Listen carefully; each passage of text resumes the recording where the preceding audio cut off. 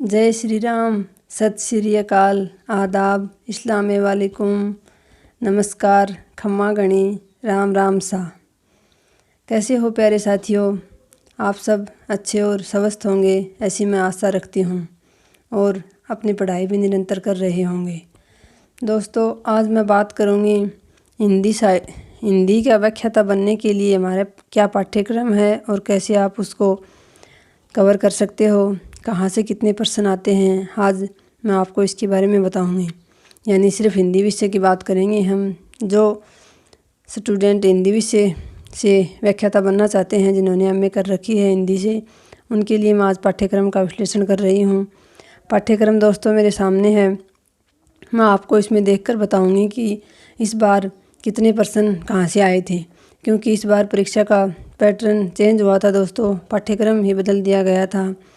तो इस बार जिस हिसाब से जिस पोर्शन से जितने प्रश्न आए हैं वो मैं आपको बताने जा रही हूँ। जैसे आप हिंदी का पाठ्यक्रम देखेंगे तो आपको वो 4 भागों में बटा हुआ मिलेगा। चौथा भाग तो दोस्तों साइकोलॉजी का है, जिसमें से 30 प्रश्न निर्धारित कर रखे हैं, लेकिन इस बार दोस्तों प्रश्नों की संख्या कुछ कम थी। तो पहले तो ये तय था कि 120 प्रश्न विषय के आते थे और 30 प्रश्न साइकोलॉजी के आते थे 150 प्रश्न में से। लेकिन इस बार दोस्तों प्रश्न कुछ कम थे। इस बार जैसे कि पाठ्यक्रम बदला गया था। उसके बाद 3 भागों में दोस्तों हमारे हिंदी विषय का जो पाठ्यक्रम है उसको बांट रखा है। पहला है दोस्तों उच्च माध्यमिक स्तर, दूसरा है स्नातक स्तर और तीसरा है स्नातकोत्तर स्तर। तो दोस्तों पहले भाग से उच्च माध्यमिक स्तर वाले से लगभग 45 प्रश्न कवर होते हैं। इसी प्रकार जो स्नातक स्तर वाला है उसमें दोस्तों हिंदी साहित्य का पूरा इतिहास है, उसमें से भी लगभग 40 से 45 प्रश्न आते हैं। इसके बाद स्नातकोत्तर स्तर के जो 10 बिंदु जोड़ रखे हैं उसमें से एक प्रश्न सभी बिंदु से आता है और एक आध अधिक भी आ सकता है, लेकिन एक तो निर्धारित है। 10 बिंदुओं में से 10 प्रश्न तो आते ही हैं। और ये 10 टॉपिक दोस्तों बहुत ही सीमित हैं, बहुत ही छोटे हैं। कई बार सुनने में आता है कि ये काव्य शास्त्र को इसको जो स्नातकोत्तर स्तर वाला है इसको आप लोग बहुत हार्ड मानते हो, लेकिन ये हार्ड नहीं है। बहुत ही छोटे टॉपिक हैं और इनमें से ही प्रश्न आते हैं, चाहे आप पीछे के प्रश्न पत्र उठाकर देख लेना। उसके बाद दोस्तों इस बार कुछ रचनाएं जोड़ी गई थी, क्योंकि पहले तो 11वीं और 12वीं में जो किताबें लगती हैं उनके पाठों से प्रश्न आते थे। इस बार वो किताबें हटा दी थी पूरी की पूरी और उसकी जगह कुछ रचनाएं जोड़ी थी जो हमारे स्नातक स्तर में हमें पढ़ने को मिलती थी। जो कुछ 11वीं 12वीं के पाठों में भी है, एक आधा पाठ उनमें से। तो उसके बारे में मैं आपको बताऊं दोस्तों, तो जो प्रथम भाग है हमारा उच्च माध्यमिक स्तर का, उसमें दोस्तों कुछ बिंदु तो हैं व्याकरण के। जैसे आपको बताऊं संधि, समास, उपसर्ग, प्रत्यय, पर्यायवाची, विलोम, समश्रुत, भिन्नार्थक, अनेकार्थी, वाक्यांश के लिए एक शब्द शुद्धि, वाक्य शुद्धि, मुहावरे और लोकोक्तियाँ। ये तो है दोस्तों व्याकरण का भाग। इन सभी टॉपिकों में से एक प्रश्न तो आता ही आता है दोस्तों, संधि से या फिर विलोम, पर्यायवाची, इनसे अधिक भी आ जाते हैं। उसके बाद इसका आगे का जो भाग है दोस्तों उच्च माध्यमिक स्तर वाले में ही, वो है हमारा पत्राचार वाला। उसमें जैसे अर्थशास्त्र के पत्र, विज्ञप्ति, निविदा, परिपत्र, ज्ञापन, अधिसूचना, 5 तो दोस्तों ये बिंदु हैं। इन 500 बिंदुओं में से आपको 6 से 7 प्रश्न देखने को मिल जाएंगे और आप इनको पढ़ोगे। जैसे 11वीं 12वीं में किताब चलती है अभिव्यक्ति और माध्यम, उसमें से आप पढ़ लो, उसके नोट्स बना लो। एक पहले चलती थी दोस्तों कुछ दिन एक किताब चली थी संवाद सेतु के नाम से, अगर वो आपके पास है कहीं मिल जाए तो आप उस किताब को और अभिव्यक्ति और माध्यम वाली किताब से आप नोट्स बना लो। इन 500 बिंदुओं के दोस्तों आपके 6 से 7 प्रश्न आराम से आपके कवर हो जाएंगे इनसे। इसके बाद अपठित गद्यांश और पद्यांश आता है। जनसंचार के प्रमुख माध्यम में तत्संबंधी लेखन एवं पत्रकारिता, ये भी आपको अभिव्यक्ति एवं माध्यम में मिल जाएंगे।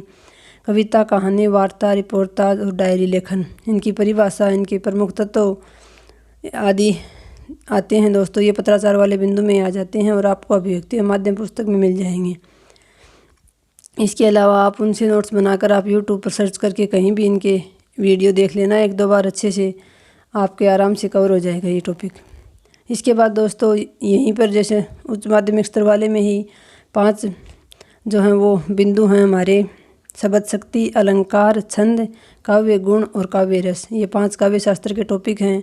इनसे दोस्तों ज़्यादा प्रश्न आते हैं। जैसे अलंकार से इस बार 2 प्रश्न थे, छंद से तो एक ही था, शब्द शक्ति से भी एक ही था, काव्य रस से 2 से 3 प्रश्न देखने को मिलते हैं।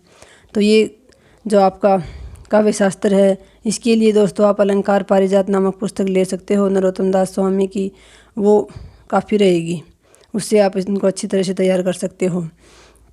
इसके अलावा दोस्तों आप इन बुकों के साथ साथ यूट्यूब पर अगर आपने कहीं सिलेबस नहीं ले रखा है, अगर ले रखा है आप कहीं से पढ़ रहे हो तो आप उसके नोट्स बनाओ और उन्हीं को पढ़ो बार बार, इधर उधर भटकने की आवश्यकता नहीं है।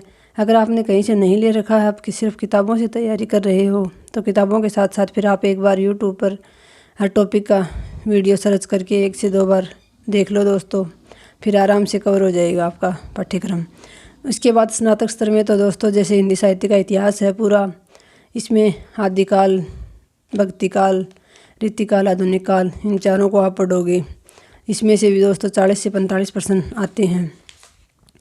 ये भाग 2 हो गया हमारे पाठ्यक्रम का। इसके बाद भाग 3 जो है दोस्तों वो स्नातकोत्तर स्तर वाला है। इसमें से जैसे 10 तो ये बिंदु हैं: काव्य हेतु, लक्षण एवं प्रयोजन, रस निष्पत्ति, साधारणीकरण, ध्वनि सिद्धांत, वक्रोक्ति सिद्धांत, अरस्तु का अनुकरण सिद्धांत, लोजाइन्स का उदात्त तत्व। ये तो दोस्तों 9 हैं। और इस बार एक मनोविश्लेषणवाद और जोड़ दिया था। पहले मार्क्सवाद चलता था, इसकी जगह मार्क्सवाद हटाकर मनोविश्लेषणवाद जोड़ दिया, जो हम साइकोलॉजी में भी पढ़ते हैं, सिगमंड फ्राइड का। ये 10 बिंदु हैं। इन 10 से एक एक प्रश्न पक्का आता है। इनको आप अच्छे से तैयार कर लें। ये बहुत ही सीमित मैटर है और ये आपको कहीं भी यूट्यूब पर आप सर्च करके देखोगे, इन सभी की वीडियो आपको मिल जाएंगे। इसके लिए दोस्तों मैंने कहीं से किताब नहीं ली थी, सिर्फ नोट्स बनाए थे और यूट्यूब से ही पढ़ा था। इसके बाद दोस्तों हमारी रचनाएं जोड़ी गई थी। जैसे कवि ग्रंथावली जोड़ी गई थी जो श्याम सुंदर दास द्वारा संपादित है दोस्तों। उसमें से साखी थी, गुरुदेव का अंग उसका एक भाग था वो था, और प्रारंभिक 5 पद थे। तो इसमें से दोस्तों 3 प्रश्न आए थे इस बार।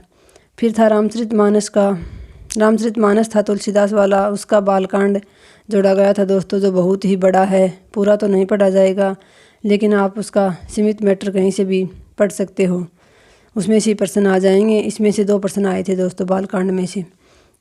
फिर बिहारी रत्नाकर था हमारे सिलेबस में रचनाओं में, जगन्नाथ दास रत्नाकर द्वारा संपादित। इसके प्रारंभिक 25 दोहे थे, इसमें से भी 2 प्रश्न आए थे। इसके बाद साकेत मैथिली शरण गुप्त की जो रचना है उसका 9वां सर्ग था हमारा, उर्मिला की विरह वेदना। इसमें से भी 2 प्रश्न आए थे दोस्तों। फिर था निबंध कविता क्या है, चिंतामणि, भाग 1 से लिया गया था आचार्य रामचंद्र शुक्ल जी का। इसमें से भी 1 प्रश्न आया था दोस्तों। जैसे 3 तो ये पद्य हो गया, पद्य के भाग हो गए दोस्तों रचनाओं में, कबीर ग्रंथावली, बालकांड, बिहारी रत्नाकर और साकेत, ये 4 हो गए। तो इनमें से लगभग 2-2 प्रश्न आप मान के चल सकते हो। निबंध से 2 निबंध थे दोस्तों, एक तो कविता क्या है, 1 प्रश्न इससे आया था, और एक था शिरीष के फूल, 1 ही प्रश्न इससे आया था दोस्तों। 2 हमारे निबंध थे। 3 कहानियाँ थी दोस्तों हमारे, कफन प्रेमचंद की, पुरस्कार जयशंकर प्रसाद की, और यही सच है मन्नू भंडारी की। तो इन 3 कहानियों से दोस्तों 5 प्रश्न आए थे। इन 3 कहानियों को आप बहुत अच्छे से पढ़ लो, इनकी शॉर्ट नोट्स तैयार कर लो, तो इनसे 5 प्रश्न आ गए थे। इसके बाद दोस्तों स्नातकोत्तर स्तर वाले में कहो या रचनाओं में, जो इस बार ही जोड़ा गया था हमारे सिलेबस में, हिंदी भाषा उद्भव और विकास, बोलियाँ, उपबोलियाँ, राजभाषा और देवनागरी लिपि, ये एक टॉपिक है अलग से दोस्तों। इसमें से 5 प्रश्न आए थे और ये बहुत ही प्यारा टॉपिक है। आप इसको कहीं से भी पढ़कर इसके नोट्स बना लें। ये 5-7 पेज में इसके नोट्स तैयार हो जाएंगे, उन्हीं को आप बार बार पढ़ लो, आपके आराम से ये 5 प्रश्न सही हो सकते हैं। तो दोस्तों कहीं ज़्यादा ये नहीं है, भटकने की आवश्यकता नहीं है कि आप बहुत अधिक बुक्स ला कर रखोगे उनसे ही आप पढ़ पाओगे। नहीं, आप कहीं से भी मैटर को इस प्रकार से इकट्ठा करके और आप तैयार कर सकते हो। अभी वैसे भी आपके पास समय है, जब तक विज्ञप्ति आए तब तक आप अपना सारा मैटर एक जगह इकट्ठा कर लो, उसको अच्छे से एक बार आँखों से निकाल लो। उसके बाद आपका आराम से दोस्तों विज्ञप्ति आने के बाद जितना समय मिलेगा एग्ज़ाम तक, उसमें आप उनका बार बार रिवीजन करो, तो आप आराम से व्याख्याता बन सकते हो दोस्तों। लेकिन ज़रूरत है तो दोस्तों बार बार रिवीजन करने की, और अपना सही मैटर इकट्ठा करने की और उस पर विश्वास करने की। ऐसा नहीं है कि आपने नोट्स बना लिए फिर उसके बाद किसी ने बता दिया कि वो किताब अच्छी है, उससे प्रश्न आए थे। प्रश्न दोस्तों सभी से आते हैं। आप जितना पढ़ो उतना विश्वास के साथ पढ़ो, आपको अच्छी तरह से याद होना चाहिए, तो आपको आराम से प्रश्न भी मिल जाएंगे और आपका चयन भी हो जाएगा। तो दोस्तों ये था हमारा हिंदी व्याख्याता का पाठ्यक्रम। मैंने आपको बताया इस बार कहाँ से कितने प्रश्न आए थे। आपके पास सबसे पहले पाठ्यक्रम होना ज़रूरी है, उसको आप 4 से 5 बार पढ़ें, देखें अच्छे से कि कहाँ से क्या है। पीछे का जो पेपर है इस बार का वो आप कहीं से ले आएँ या फिर डाउनलोड कर लें और उसमें देखें कि किस भाग से कितने प्रश्न आए थे, उसका अच्छी प्रकार से विश्लेषण करके उसके बाद तैयारी शुरू करें। तो आज की वीडियो में इतना ही। धन्यवाद दोस्तों। जय हिंद।